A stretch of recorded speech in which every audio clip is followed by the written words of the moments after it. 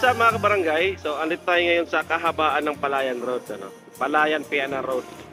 Yan. So, doon sa pinakadulo yung papuntang Veterans. At ito naman yung papuntang hypermarket. So, napakaliwanag dito ngayon. At ayan, ginawa ng city itong mga street light dito. Siyempre, sa pakikipagtulungan din ng ating punong barangay, Kapitolyo Permas at mga kagawad. So, nagsolusyonan natin kaagad, na-aksyonan kaagad itong Palayan Road.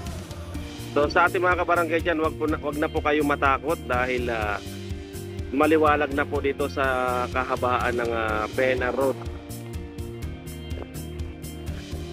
Hanggang yan dun sa dulo. Ayan. Maliwalag po yan.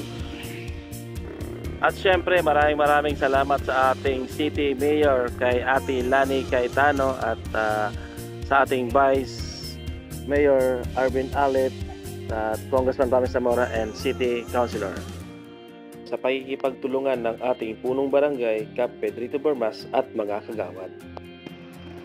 So ayos.